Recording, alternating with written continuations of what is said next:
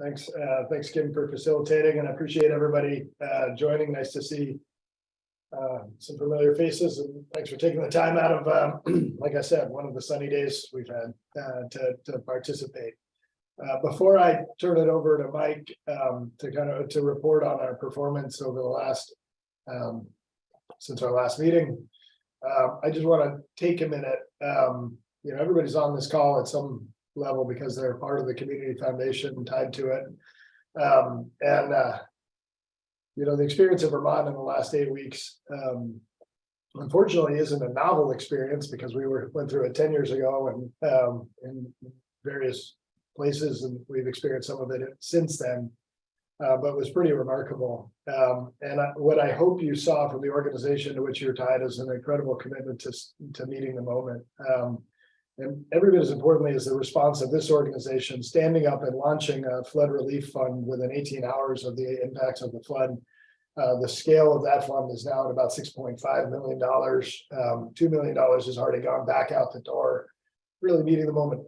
Every bit as important as that is the generosity of Vermonters and the commitment that we saw among businesses, partners, vendors, individuals, volunteers. These are the moments in which Vermonters really step up to look out for each other and to serve each other. And it's been pretty inspiring, while it remains really daunting as we look at what communities are going to wrestle with going forward. So take one thing away, aside from the investment returns and the report of Mike's about to share, just take away the deep commitment the Community Foundation has to meeting these moments and being there in a time of crisis to support the communities that need it most. I think not unrelated from Mike's conversation is the enduring nature of the challenge. It's hard to picture what I haven't really said this publicly, but it's hard to picture what normal in Montpelier or Barrie looks like again, and what getting back to normal looks like, knowing the frequency with which we're experiencing these events, and what the investments that will be necessary to actually get there. And what that speaks to is the need for assets that endure and are able to work on things over time. And every bit as important as being there in the moment for the flood of generosity there is the ability to manage assets that are there over time for the difference and the work that needs to be done in communities over time. So that is very much on the agenda today as we talk and hear from Mike around the performance of the assets that we work with Crucial to manage. And thank you all for being a part of us and being a part of the family that is focused on making a difference in Vermont communities. And I do want to just recognize the team at the Community Foundation for standing up and being as nimble and responsive in the last 8 weeks and to be able to meet that moment so well. So thanks to the team, thanks to the fund holders and partners. And I'll turn it over to Mike, but I did not want to let that moment go unrecognized. Wonderful. Thank you, Dan, and a real pleasure to be with everyone today. As Dan said, we have a lot of interesting things to talk about. The challenges that Vermont has faced and that a lot of the country has faced and will continue to face really do represent a bit of a call to arms, and the word that Dan used about enduring, I think, is so important. And a lot of the strategy we'll talk about today is very much built around this idea of being here in the moment, as Dan said so articulately, but then also being here in the moments that are to come down the road, and there's still many of them. So let me share my screen so you can see. Hopefully we can put this up on the screen in a way that makes sense. I'm just going to get my thing working here. Sorry, guys, I should have been a little more ready to go on this. Okay, there we go. I mentioned at the beginning, I think I mentioned now, we have a pretty good performance report to share with you. As always, we're very focused on the long-term outcomes, but we think about the short-term outcomes. And one of the things we'll talk about a little bit later is that 2023 so far has been one of the, this may sound like a strange thing to say, but one of the worst markets we could envision. And I say that not because it's been a down market, it's been an up market, as you know, but because it's actually only been a very small number of stocks that have really driven the market. And so when you have a very diversified portfolio, which I'll talk about a little bit later as being the key to marrying short-term and long-term needs, you don't tend to do so well in these kind of markets. And so it's interesting. You may or may not agree with my conclusion, but I'm going to state our opinion at least, which is that these portfolios, particularly the long-term pool, because it's different a little bit than the socially responsible pool, is hanging really tough this year, and just without making compromises for the long term. And that's one of the themes I want to leave you with. So what you're looking at on this page, first of all, the thing that we haven't seen in a little while is there's no negative numbers on this page. So the pain of 2022 is still very much in these numbers, but it's sort of drifted off of these standard time periods that we look at here. I think I may have mentioned to you in other meetings, we tend to wake up in the morning and think that a pool like the long-term pool, the socially responsible pool, needs to generate 7 to 8% per year over long periods of time to be successful. And you can see some of these numbers. That's kind of where we're back into that zone again, the bottom end of it, but still in that zone, which is good. So the first kind of gold colored bar or line is the long-term pool. Then we have something called the custom benchmark for the pool, which is essentially the asset allocation strategy that the committee and the board have adopted, mimicked with index funds. And so when I say things like we're hanging tough, you can see up 8.9% year to date for the pool, compared to up 8.9% for the benchmark, up 7.8 for the pool. So we're behind. Again, if someone had painted me a picture at the beginning of 2023 about what the markets would have done for the first 6 months of this year, I would have had us way further behind than this. So that's why we're not feeling as badly as maybe you think we should about that. And as you go across the page, you'll see that the performance is kind of mixed. So 1 year still behind, 3 years ahead now, 5 years behind. And the main reason for the 5 year number, which I'll come back to a little bit later, is that we do have a value bias in this portfolio because this is the opportunity set that's being offered to us today. And it has actually been a drag on returns. 10 years we're ahead and 20 years we're way ahead. And I'm going to show you what the impact of that is in a minute. Now, the socially responsible pool differs in many ways, one of which is that it's actually it's invested with a lot more focus on ESG principles and other important factors that go into investing and sustainability. It also, by nature, is more growth oriented. So it's a little bit more in the sweet spot of where the markets are today, which is why you see it doing better. So up 9.6 versus 9 for the benchmark, ahead for 3 years, ahead for 1 year, a little bit behind for 5, but not as much. And then for 10 years, also ahead, like the growth, like the long-term pool is, but also with a bigger return. So it's been a really successful pool as well, and a very big point of emphasis at the foundation. But I think we have two very, very successful long-term pools. And then the midterm pool has also been exactly what we'd hoped it would be, which is it's an index-oriented pool. It has some deviations, which is why you see the numbers vary at times. But over the long periods of time, it matches the index. Now, one of the things you might say, we're going to spend a little bit of time on this idea today of consistency and what that really means to us and how we think about it. And I will tell you, a lot of times in investing, and today is definitely one of those times, you are asked to make a choice, which is, do I want to be consistent or do I want to quote unquote win in the long run? And it's a compromise today that you're being asked to make. So racing in to the things that are feeling good right now, to us, feels like a very significant tax that we paid down the road for having done that in terms of lost return.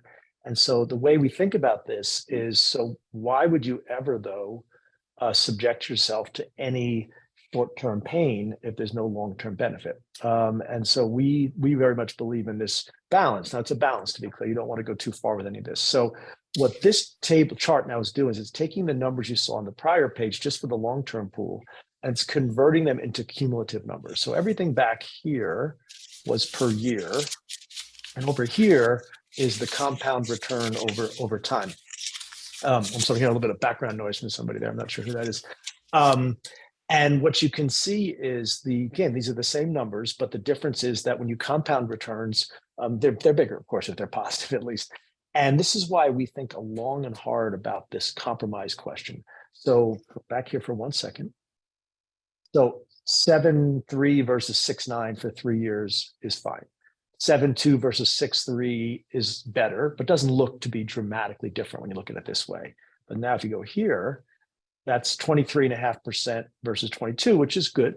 But then you see 301.7% versus 239. So we're willing to go through periods in the proverbial desert, as long as we think we're doing smart things long-term, and I'll come back to that in a minute, in order to get this kind of reward, because this kind of reward is very much worth any short-term pain you might pay, as long as you're doing it in a way that does not interfere with the foundation's mission and your goals from a philanthropic perspective, which I'm going to come back to in a very quick moment.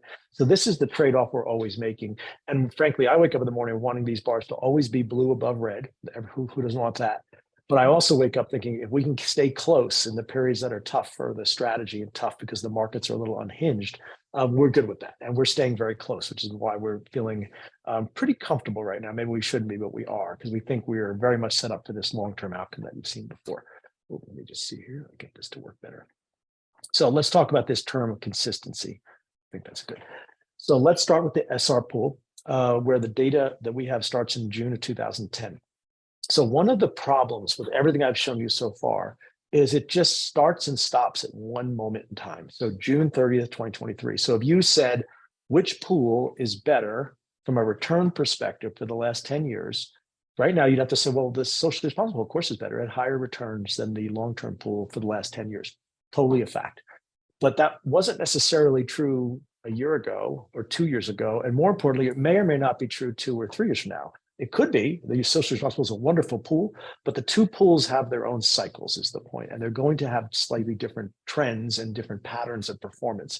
So the way you get, and we call that in statistics, endpoint sensitivity. There's a sensitivity to this particular endpoint when you look at everything I've shown you before, and you and I probably could all agree that a year from now, the endpoint will be different. I would be looking at a different set of comparisons, and we might reach a completely different conclusion. And we have to be really careful about that because it can drive us into some very unhealthy behaviors. So the way you deal with that question is stop looking at just one endpoint. Look at as many endpoints as you can, and then look at the probabilities. Now, we're not comparing the long-term to the social responsible pool. They're both independent pools. Instead, we want to compare each pool to its own benchmarks, because that's really the most responsible way to think about this. The pun was intended. So if you look at the key stats, what this is doing is from June of 2010 to June of 2023, it's looking at every single rolling 3-year period rolled up monthly. So this is a lot of different data points. Every 5-year period, every 7-year period, and every 10-year period. There's a lot because it's advanced monthly, just so you can see. So every single period. Then we're saying, okay, how did the pool do compared to its benchmark? And that's the batting average, see at the top. So our goal in life when we wake up, so the average investor who exhibits no skill into this rubric should have about a 50% batting average. They're right half the time, they're wrong half the time. Most people are actually subpar, they're below average, most institutional investors, so it's probably below 50, but that's what the universe looks like to some degree. Our goal is to be at least 80% above the index. And the reason I get to that number is I was talking before about short-term versus long-term. You can be a great long-term investor, but if you really embarrass yourself too much in the short term, no one's going to have the patience and the confidence to stick it out with you. So you need to make it a little easier for people. So 80% is a great number because it means that 4 out of 5 times we look like we know what we're doing. 1 out of 5 times, not so much. And so we think there's no science to that, just kind of a little bit of psychology we've learned over all these years. Seems to work for us. So as you look at this graph, you'll see the socially responsible pool very much in the green zone. 3 years, a little less so, but as you go across to 5, 7, and 10 years, you see the numbers first, they tend to gravitate higher. And that's something we expect to see in any good investing, because if the foundation strategy and the investment community strategies and Crucial's advice is built on long-term outcomes, and as I'll talk about a little bit later, very little knowledge or willingness to take a bet on the short term, we're not going to do as well in the short term because the randomness of prices gets into things too much. So you should expect to see those go up. Now the second, but they're very much where we want them to be. The median outcome, what that refers to is, now, for example, let's say we did outperform 90% of the time, but we added 0.5% above the index. A rational person could say, okay, you've got a good batting average, but you barely add any value of the index. So why should we take the risk of even being under 10% of the time? And that would be a very rational conclusion, which is why we show you these medians. So 1% per year, not per year, cumulatively for 3 years, all the way up to 6.3%. So what this means in English is essentially, if you looked at the average outcome we had over 10 years, it was 6.3% above the index, which to us is very much worth doing this. Now, you're going to see the long-term pool numbers in a minute are higher. And the reason they're higher is because we use more index strategies in the socially responsible pool right now, but that will change over time. But what I'm saying to you is that because these numbers now, they're cumulative, to be clear, this is not per year. You should expect to see the medians go up over time because, again, they're compounded by the time number of years. But 6% above an index is real money, and it's worth taking the risk. And then the last thing I'd say what you don't see as much in the 3-year number here, but you see over the longer term numbers, is you also want your best days to be better than your worst days are bad. Because again, that's another thing. So if you had a 50-50 proposition, well, if you're up 10% on your good days and you're down 10% on your bad days, who knows? So that doesn't tell you that you have a whole lot of skill. What you see here is the premiums of the good days. That's the best outcome, dwarf mostly the bad days. Now that's not true for 3 years, and we'll fix that over time, I think. But with that said, that's the 5, 7, and 10-year numbers are very much consistent, with what we're trying to do. Now, I'm going to switch gears and go to the long-term pool. This is the same thing. Now, the difference is we have more data because this pool existed in its current form for longer. And this is about the time, by the way, Crucial joined the foundation as the advisor, was the time, in fact, we joined. So now you see the batting averages, 80s, a little lower for 7 years than the other, but very much in our green zone. And right now, and I hate numbers like 100% because there's only one place that number to go down. I guess so it needs to go down over time a little, but 100% of the time, this portfolio has outperformed its benchmark on a rolling 10-year basis. And so this is exactly what we're trying to accomplish. So we feel very good about that. Now, the median outcomes, you can see again, the middle is bigger here than you see for the others. So for the other pool, again, this is a more actively managed pool, which is why it has more opportunity to succeed or more opportunity to actually fall short as well. And then you can see, and again, the 3 years is the least impressive, but then we've got really impressive best outcomes versus worst outcomes here. So just to illustrate what this means, let's skip 10 years for a second. For the last looking at every single rolling 7-year period from March of 2002 to June of 2023, the best thing that ever happened to this pool is it outperformed by almost 25 percentage points. Again, not per year. Let's divide that by 7 if you want to get to the per year number. It underperformed in the worst scenario by only 2.7%. So this is the thing we talk about. We think about, as you guys know, but those who've been on these calls before, I sometimes come in here and have reports that are less positive than other times. And the only way for you to have any ability to feel any kind of confidence is to see something like this and to experience something like this. Where, okay, when things are bad, they're not that bad. And most of the time, they're not bad at all. And that's really where we're going with this. And it's very important. So that's how I think about it this way. So now let's switch gears, and get back to this point that Dan made about enduring. So the foundation strategy is first day, last day, middle of the game, any part of the game you're in is built to achieve what this is about to show you, which is to achieve long-term impact that exceeds that of other alternatives. And by the way, along the way, to be ready for those days, those moments that come along, as Dan said. So the way we want to show you this is, we're going to stick with the long-term pool because the numbers are long-term, pun, again, not intended. So what we did is we said, let's go back and assume, this is a simulation with real returns. Let's assume that a fund showed up at the Vermont Community Foundation on March 31st of 2002, again, the beginning of the track record. It was $1 million. It was invested in one of 3 different strategies. The long-term pool, again, the actual returns net of investment management fees. I don't think I mentioned that before, but everything you're looking at in these reports is net of investment management fees. We never report any other way. One portfolio is the Vermont long-term pool, the Community Foundation's long-term pool. The second portfolio, it's a simple mix of 60% global stocks, 40% bonds, because that mimics the foundation's risk profile or the pool's risk profile.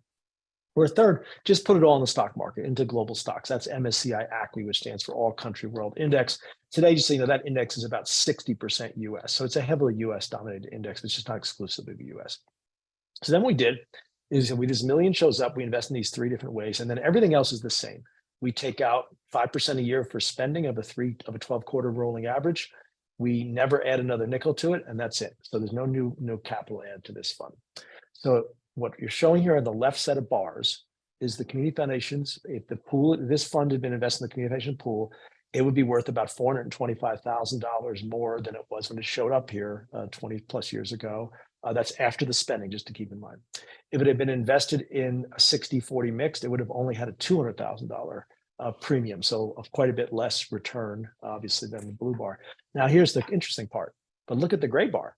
We would have, in terms of ending fund balance, been better off had we just put this money all in global stocks. And you might say, well, then why didn't you, or why aren't you going to do that now? And the reason is because this is a little deceptive. Look at the middle set of bars now. And I'm going to spend a little more time on this in a minute. But the middle set of bars show you what was actually taken out over time. So the interesting thing here is, again, so remember, these bars on the left, the fund balance change, that is not just the investment return, it's the investment return less whatever was removed from the portfolio, right? That's the end. That's what the balance is in the portfolio. So here, what you can see in the fund, excuse me. So what you can see here is that actually a lot more money was taken out, or more money was taken out of the fund when it was invested in the VCF pool relative to either of the other two bars. So there was more philanthropic impact here, which is what we show on the right. So all this right-hand set of bars is it tries to marry these two ideas, which is, okay, how much did my fund balance at the end of June change from when I started with my million versus what did I actually take out? Because that's real money, real capital, real impact. And we add them together.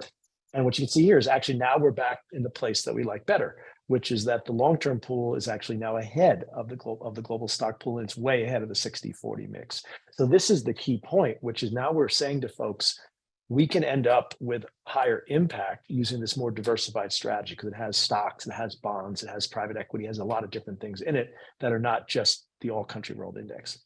So this is really a big and a very good report card on how things have gone, but it gets even more interesting if we go to this slide. So here, what you're looking at are those middle set of bars from a minute ago, but let's just look at the patterns over time. Let's not just look at the total over this whole 20 some odd year period. So again, the blue line is what came out of the pool, if it was invested in the pool of this fund, excuse me. The gray line is what came out year by year if we just invested it all in global stocks. And the orange line is what would have come out if we invested in that 60-40 mix. So the first thing you can see is, first of all, look at the gray line. Look at these gigantic, at times, gigantic plunges in the amount of money going out each year, excuse me, the amount of funds being dispersed. And that's really important and interesting because if you think about it, your philanthropic goals, it's usually not, well, I only want to send out money when the market's doing well. It's usually, frankly, a lot of times it's the opposite. Markets doing poorly, and that's when the need for your capital is greater. So stability in these distributions is a really big deal. It can't be ignored. And that's where any kind of all stock portfolio completely fails that test because it's just not going to be stable. We don't bounce around as much as the stock market does. And that's a critical part of this equation. So the other thing we want to show you, though, is if you look at the worst kind of drawdown or the worst decline, so most of the time that blue line is going up, but there is a notable exception right here in the middle of the page. That's the great financial crisis where it did drop. You can see, so the annual distributions dropped from around 62,000 a year to about 55,000 a year over that period of time. But what we want to show you is that if you have a good long-term and more stable strategy, you see basically how long does it take to get back to the level of impact that you had, at least without inflation included, before the drop. And here, that's what the green line is that it's not short enough for us. It's about 3 or 4 years to get back, but you can see this thing does start to head back up after about about 2 years, excuse me.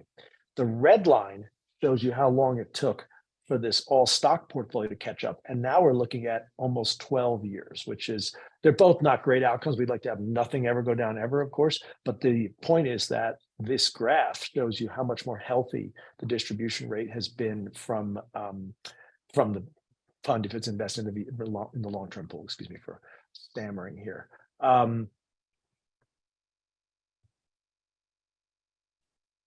So let's go on to the foundation's investment strategy, and then we're going to also talk about market conditions and what's happening right now in the world. That's going to be a big focus of what we're going to do. So real quickly, as a reminder, the foundation's strategy is to be long-term. So when the investment committee meets and talks about investing and asset allocation strategy, the portfolio, they're not going to have a conversation today after this meeting they meet. We're not going to discuss, well, what do we think the Fed's going to do next quarter? We're not going to discuss whether the economy will be in a recession this year, next year, the year after. And it's not because those things don't matter. It's because we don't know. And I think 2023 has been a wonderful example of how hard it is to know anything. The world's always being very surprising. And we have to accept that fact. So we're very long-term oriented. We don't make short-term predictions based on market conditions or our perception of where they will go. And we stay very diversified. And this last point, which is our long-term, asset of every way, can be a very big short-term liability. Because when you're diversified, you're by definition don't have all your eggs in whatever basket's working, but you also don't have all your eggs down the road in whatever basket's not working. So let's go to this page. which shows you the strategic asset mix of the three pools. So first thing is the first two, the long-term pool and the socially responsible pool, are largely similar in terms of their orientation. They're here for long-term return generation. So the long-term pool has a strategic asset mix of just under 61% in public stocks. The socially responsible pool is 64%. You can see, again, back to diversification, we're very globally diversified. So we own stocks in the US, we own stocks outside the US, we own stocks that are global, which means both US and non-US.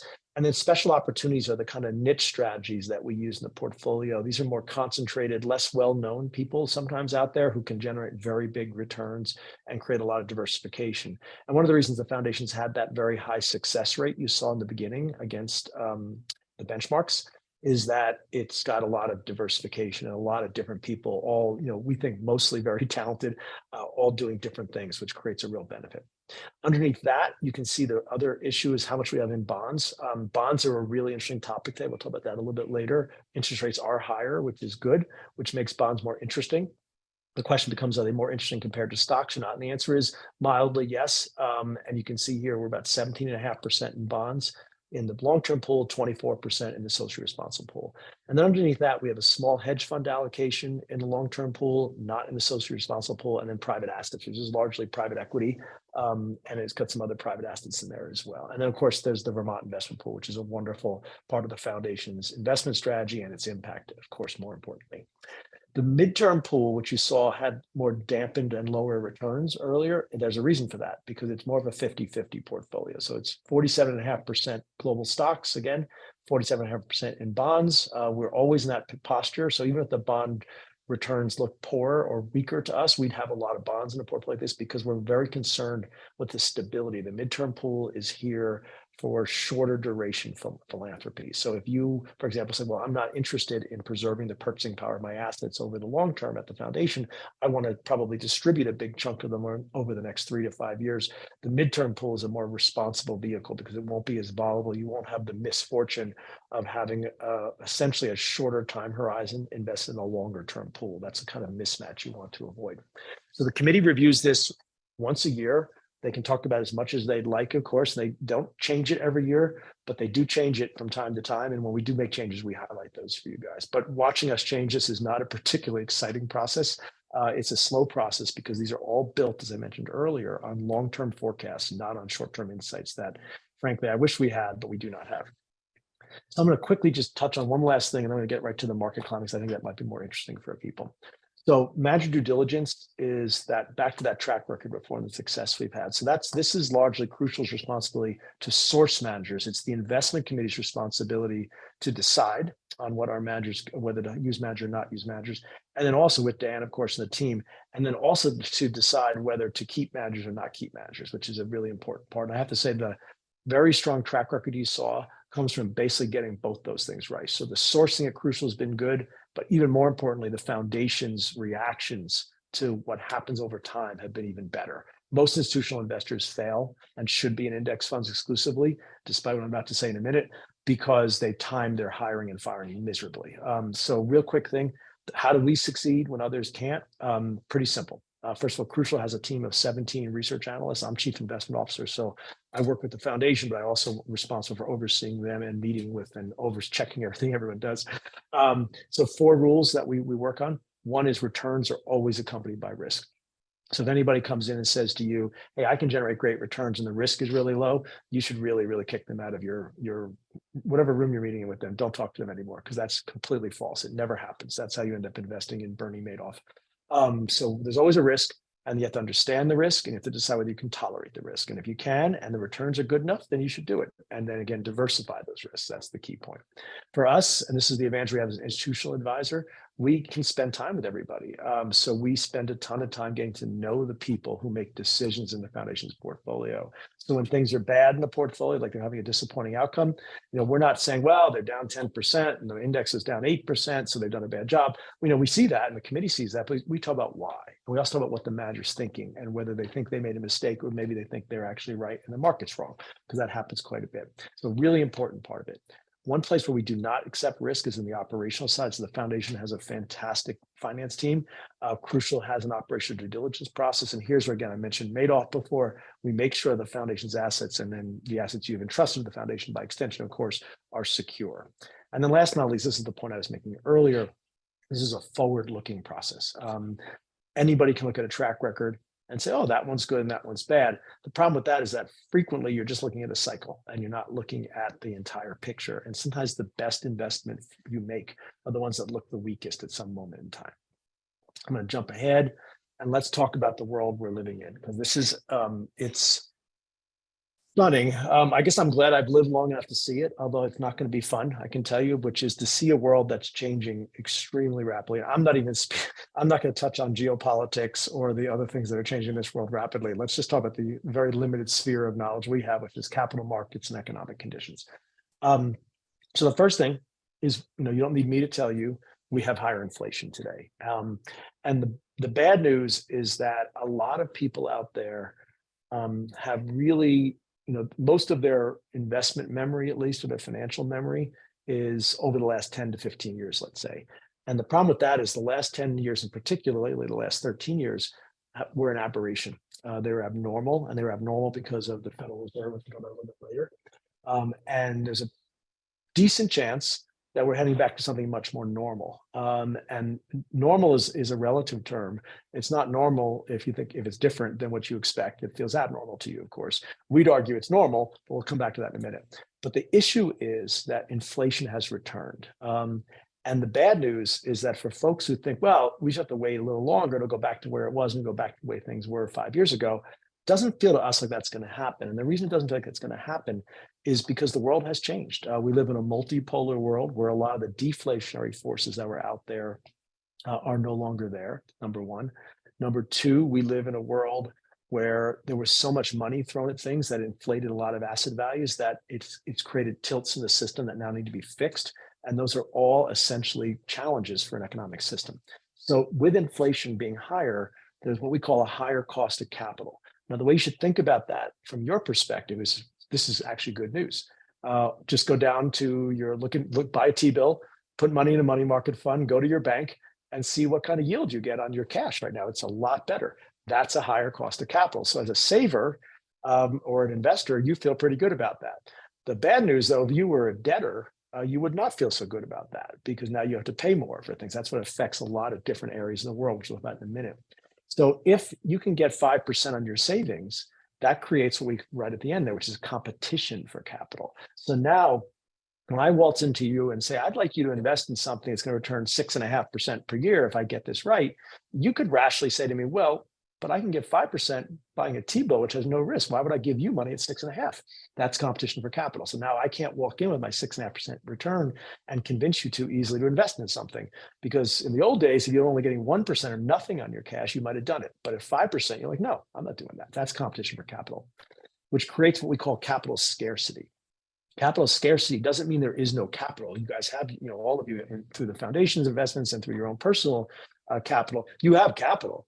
But the question is, what are you going to do with it? And capital scarcity is as much a mindset as anything else. I'm going to show you an example of that in a minute, what that looks like. So while we're in this world of great change, where inflation is higher, it's probably going to stay not as high as it was a year ago, but it's going to stay at levels that are a little uncomfortable for maybe central banks. If that happens, then what you end up with is just a riskier world. Again, let's be clear. I'm not saying to you, oh, we know what the next 3 years is going to happen in the world. We don't. We never do. But we do know that something's very different right now, and that something feels very risky.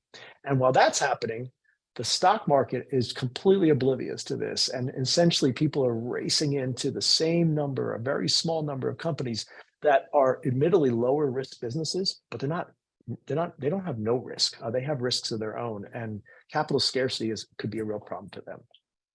So I'm just going to spend a second on this.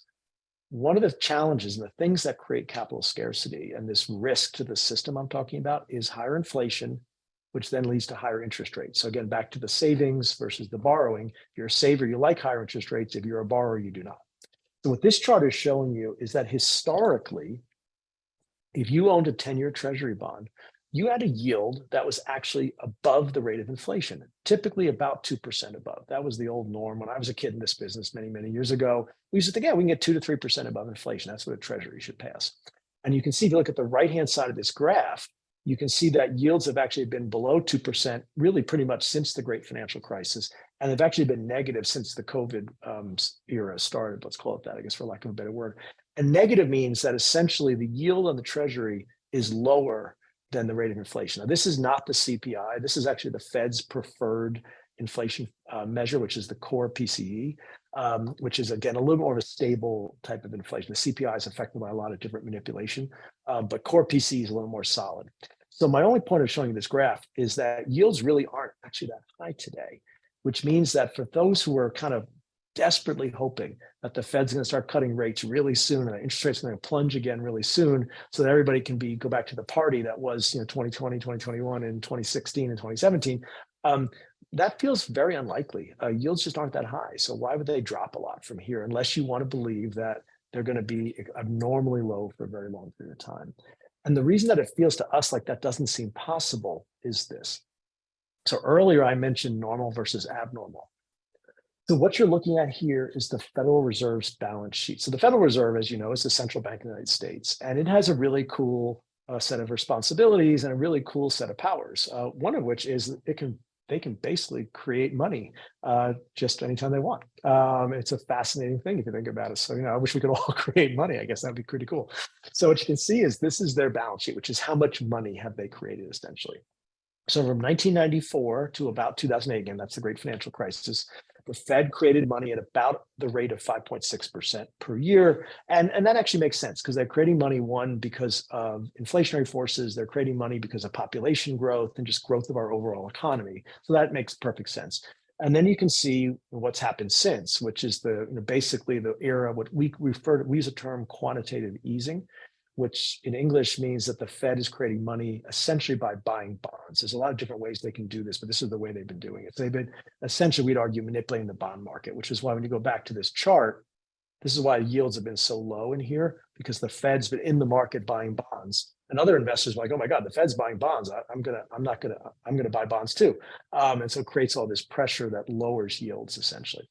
So this is the growth of their balance sheet. So from, again, 94 to 07, about 5.5% per year. Since 07, it's been 16% per year. So 3 times the growth. And that's not because the country is getting that much bigger. It's because the Fed has been using this tool to try to stimulate our economic conditions, try to stabilize them.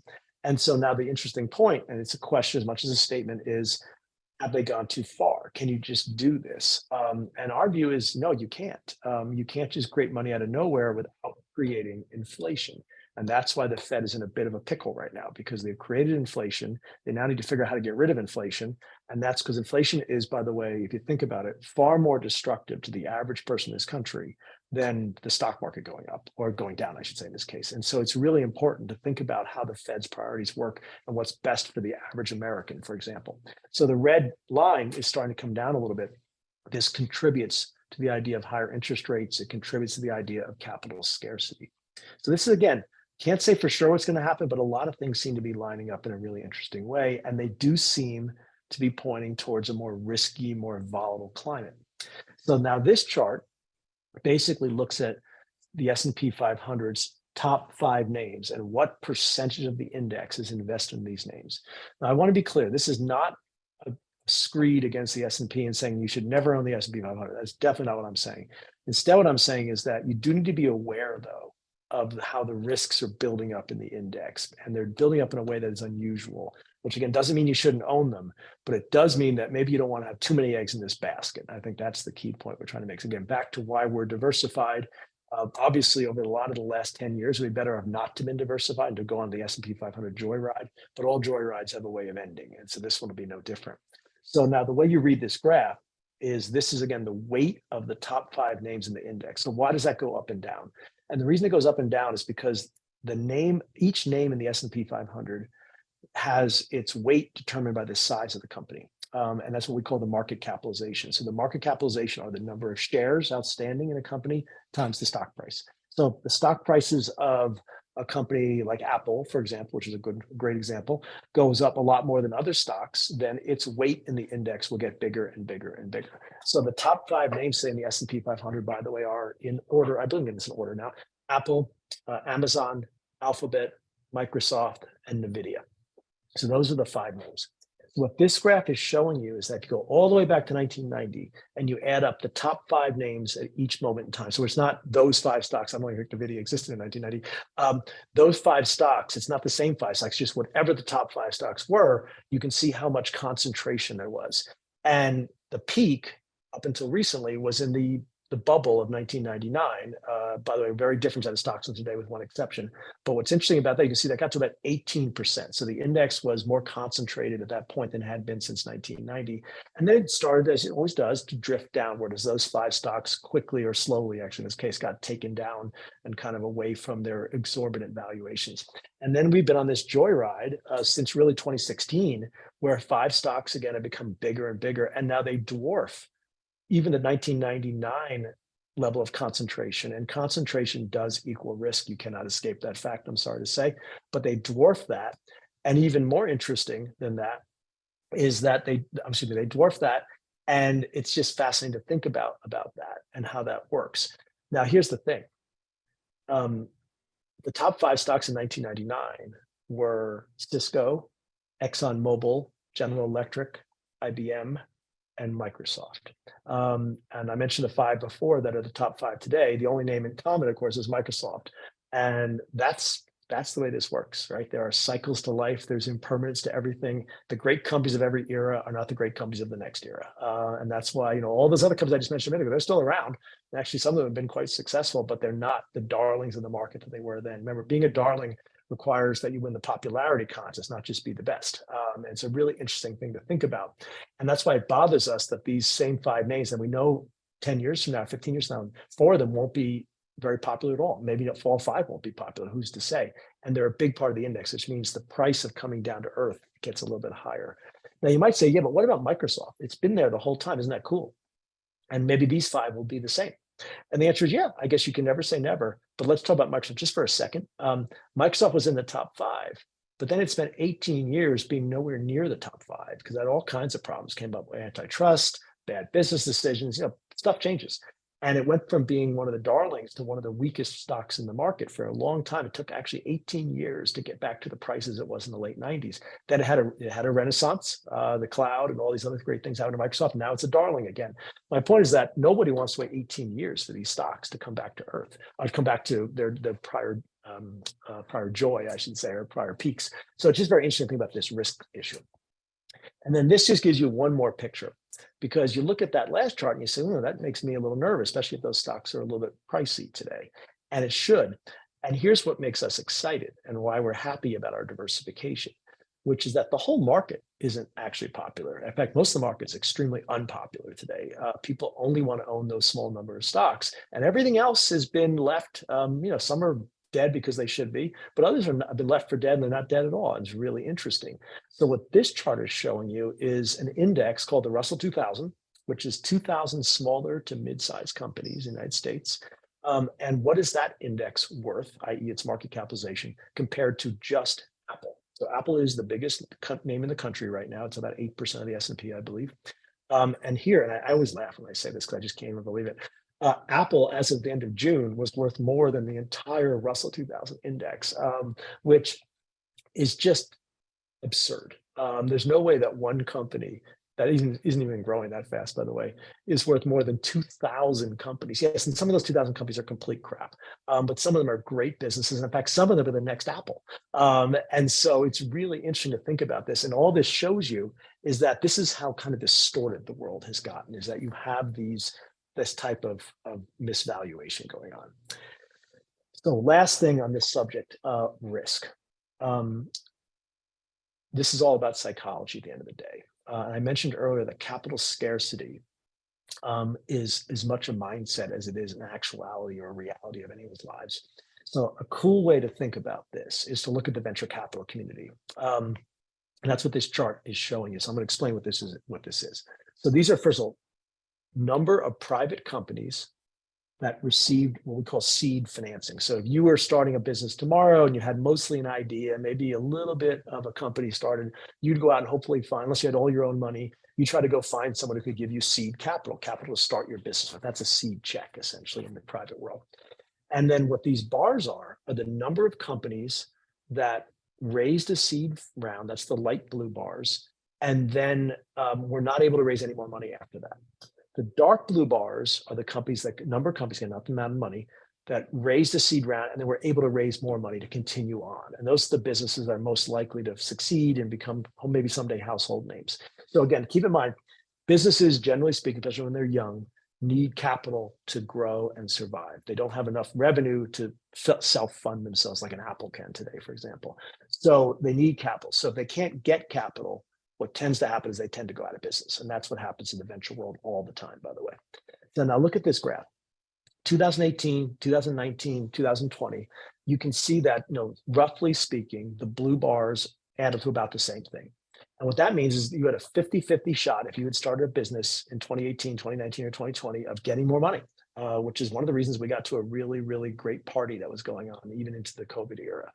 Now, 2021, you start to see that change. Remember, the light blue bars, those are the companies that might die because they're not getting more money. The dark blue bars have a better shot because they're still being funded. But you see the ratio changing. You also see how many companies were created. Remember, these are the counts of companies. So see how many more companies were created in 2021 than in the years that preceded those. 2022, same story, tons of companies being created, but even fewer getting new capital. 2023, not as many companies so far, although the year's not over, being created, and almost nobody getting new capital. And this is not because there is no capital. There's plenty of venture capital dollars out there that that venture capitalists could give to these companies, but they're choosing not to. So we're not showing you this because we're all overly focused on venture capital. We're showing this because it's a great picture of what capital scarcity looks like. It's a decision people have made to not put their money in things. So again, keep in mind, you've got inflation, which becomes part of our mindsets as consumers and businesses. You've got a Federal Reserve that's acting in a very different way than they have in 13 years. And then you have this idea that people have more choices of where to put their money, and therefore they could choose not to put it in the riskiest places. And that's what you're seeing on this graph. And all of that ties into a strategy, which means that risk is higher out there right now. And this is why the Vermont Community Foundation strategy is so important, which is to not race into the stuff that has worked for the last 10 years, because that was a rising tide lifting all boats. But instead, think about, how can we be diversified? How can we invest in ways where they have a margin of safety, which is, i.e., when something bad happens to a company, it doesn't go out of business. It doesn't have its stock price fall 70% because it was too expensive.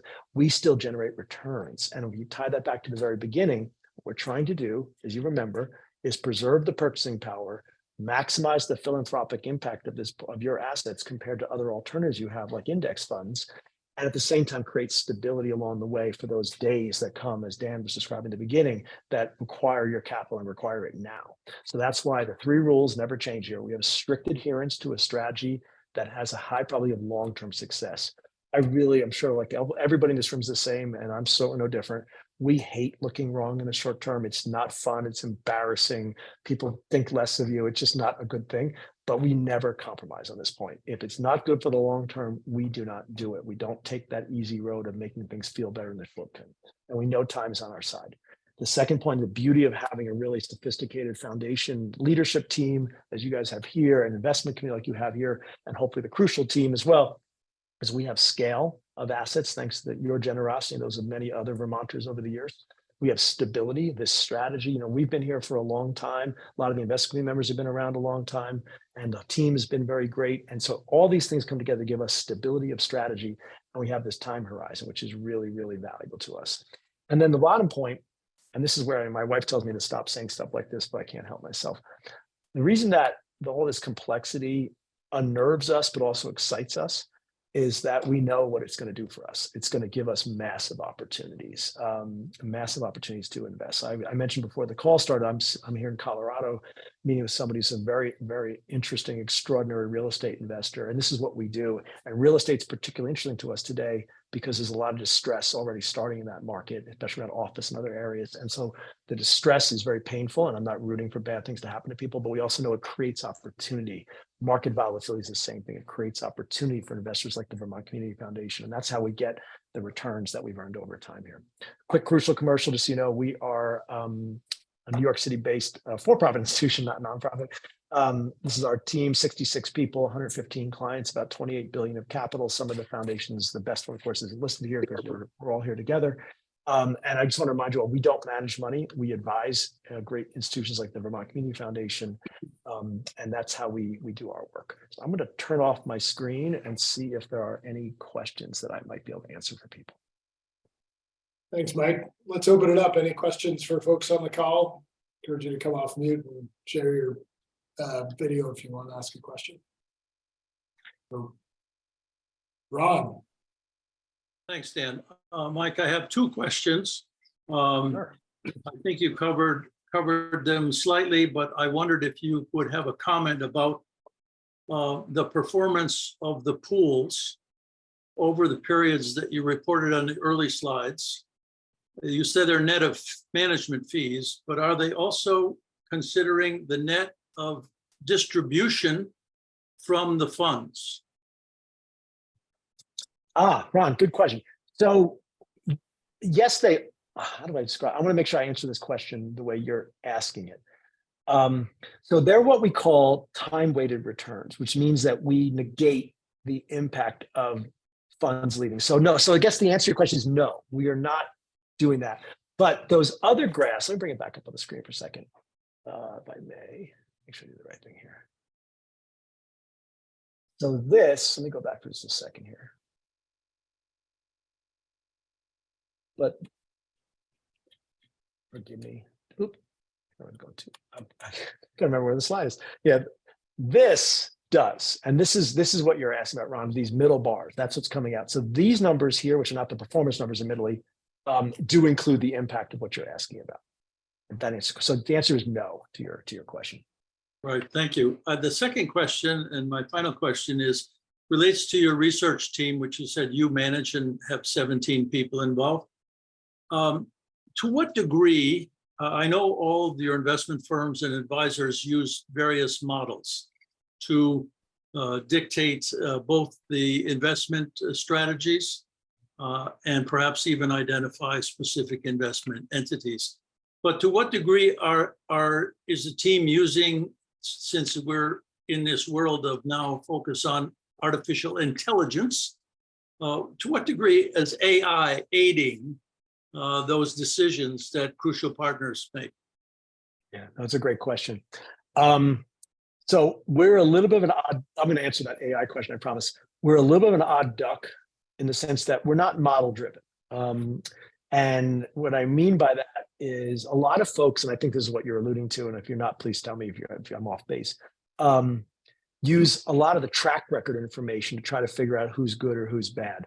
And we reject that. We look at track records, don't get me wrong. We reject that because it's backward looking. And we don't get to, we always joke, it's like driving your car, looking in the rearview mirrors. Why would you do that? So our focus tends to be on who are the people that are making these decisions. And by the way, when you think about track records, what were these people like 10 years ago when they generated the track record looking at it versus what are they like today? Because people change, as we all know, and it's really important. And so we're not model driven to the same degree. However, we're not Neanderthals either. And we think AI is fascinating for our work. And specifically, what we're focused on is how do we use some of these tools to essentially do what I would describe as information mining, which is to make sure that we find as many data points about the individuals that we're working with, the companies they invest in by extension. And so, obviously these are things that an analyst historically at Crucial would do by, talking to people, working your network, doing a simple web search, those kinds of things, running background checks, and we do all that stuff. But there's another generation of these tools coming out that I know we can harness. Now, I will tell you, I don't want to get ahead of ourselves. Are we harnessing these things today? Absolutely not. The beauty, I will say, of our seat is that we actually know a ton of venture capitalists, as you might guess, and if some of them are really heavily into this stuff. And we're starting to actually, one of them is coming into our office in another month or two, I think, to kind of teach us about the coolest tools he's seeing, because he also worked for like the CIA for a while. Now he runs his own fund, but we have access to these kinds of people who can really help get us up the curve faster. So it's a really important topic. And someday maybe I'll be able to share with you the details of what we've actually learned from having a better, more robust information gathering system, which is the key point for us. Thank you, Mike. You're welcome, sir.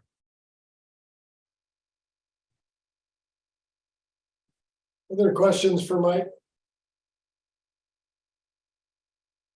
So I'll dive into the void and ask it, one question sort of, as in all things, we like to think of ourselves as unique, but we do exist in a field of other parties. You have visibility into other folks, other foundations, both private foundations, institutional investors, and other community foundations who are uniquely composed of a lot of different types of funds with a lot of different types of interests. Relative to the uncertainty that's out there right now and sort of the sense that we're in a new phase, how are you seeing, others in the field kind of, what are the kinds of questions they're asking in this moment? I'm curious if you can distill that without breaching any confidence or, and sufficiently generalizing. I'm curious what themes are arising in the conversations about other community foundations, specifically institutional investors. Yeah, that's a great question. I'd say that people are very, there's so many different headwinds hitting everyone at the same time. A lot of the questions today, Dan, so the headwinds being higher inflation, which obviously ties directly into a community foundation's ability to fulfill its mission. Capital markets being obviously more volatile, and other than like a year like last year, very, very negative. Third being, as you guys have gone through in Vermont, the impact of systemic issues in our society, in our environment, et cetera, that are creating bigger and bigger challenges for our foundation clients in terms of how they fulfill their mission and have the impact they seek to have. So all these things are coming together and creating a lot of questions around how do we navigate these waters? How do we maintain our discipline? How do we maintain our cool when it gets harder and harder to do that when you are faced with crisis after crisis after crisis coming from different areas? So that's where a lot of the questions are. And I will say, I wish we had better answers for them, because those are hard questions, as you know.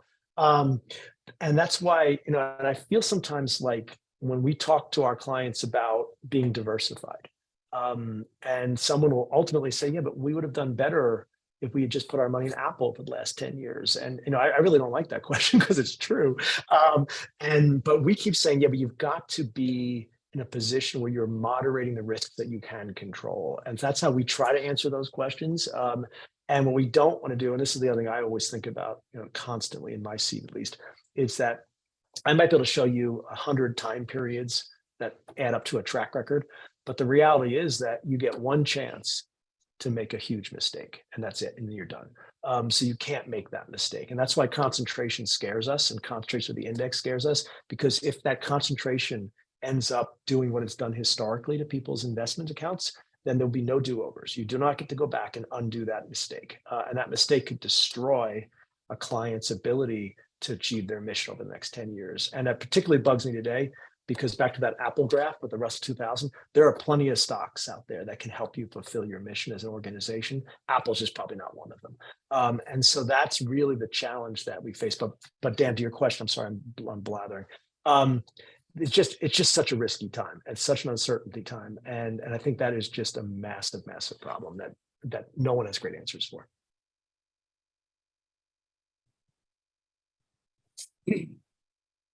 Other questions for Mike?